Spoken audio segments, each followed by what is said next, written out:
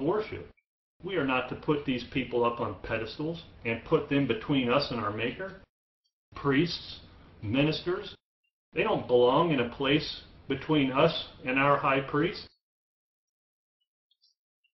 You shall not go after other gods, the gods of other peoples who are around you, for Yehovah your Elohim in your midst is a jealous Elohim. In our midst, He's here. Lest the anger of Yehovah your Elohim be kindled against you, and He destroy you from off the face of the earth. Now, does that sound like a mamby-pamby, wimpy God to you? No. Persistent disobedience will have you destroyed. And it is your obligation and your duty as a human being to obey Him. Now, nobody has a disdain for authority like I do. It runs deep in my genetics. I have a pretty good feeling. But when it comes to my Creator, I have an obligation to obey. I don't question, why do you want me to do that? Like, my kids, you tell them to do something, why? Well, because I said so, that's why. And that's what you see here. He's not telling, well, He does give you reasons so that it may go well with you, so that you may live long in the land. That's why. That's why I'm telling you this. Because, as most of you already know, in, the blessings and the curses, well, you don't do what you're told, you're going to be cursed. And just like we can look at our young children and say, if you do that, if you touch that hot stove, you're going to burn yourself. What do? They touch the hot stove and they burn themselves. You know what's going to happen, just like He knows what's going to happen. Continuing on in verse 16.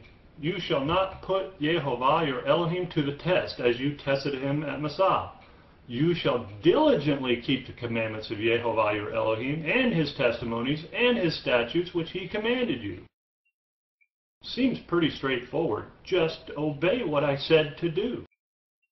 And you shall do what is right and good in the sight of Yehovah, that it may, why? Because that it may go well with you, and you may go in and take possession of the good land Yehovah swore to give to your fathers. By thrusting out all of your enemies from before you, as Yehovah has promised. We don't have to fight battles. He'll thrust them out for us.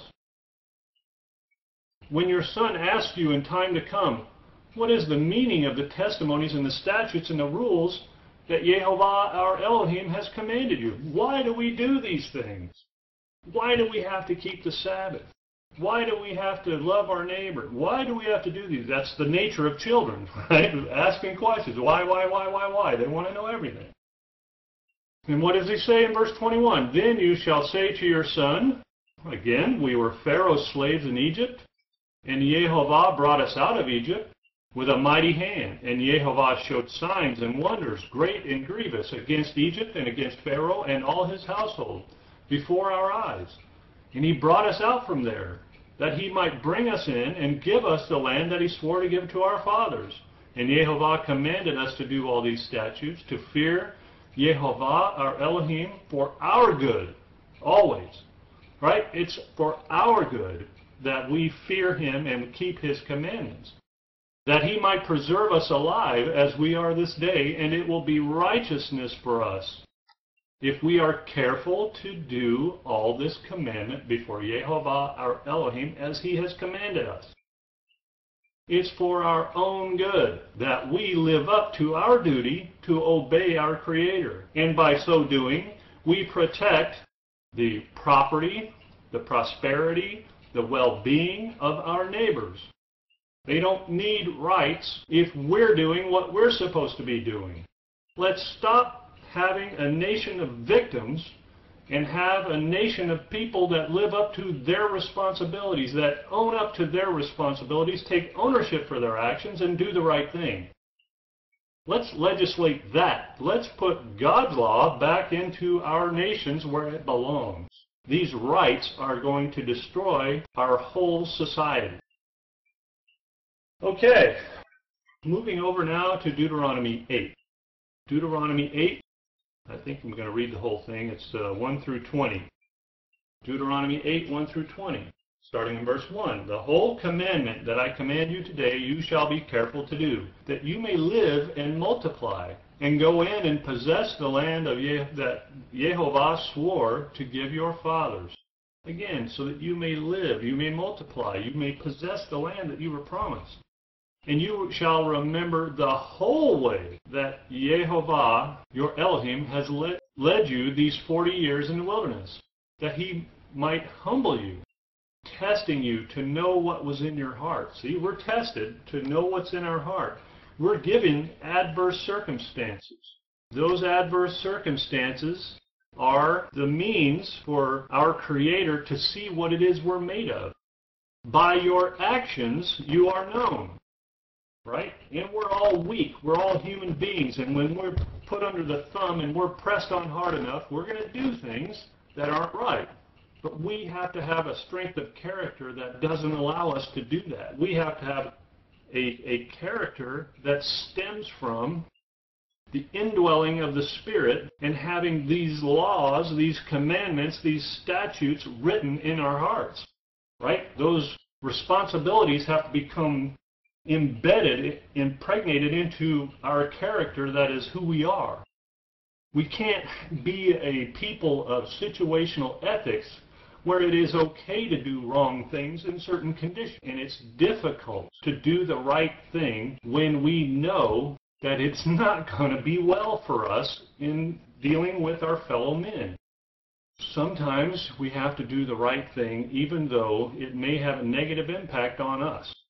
Testing you to know what was in your heart, whether you would keep his commandments or not. See, he wants to know. You're going to have trials and tribulations and adverse conditions in this life. Everybody is. But it's through that he sees that you're dedicated to his way. He sees that that is written in your heart, if it has penetrated your character, your being, your principles. Your principles have to be based squarely on all of those laws, statutes, rules, regulations. All of it. Not one jot, one tittle will pass away before the earth is consumed. Heaven and earth will pass away before anything passes away from that law.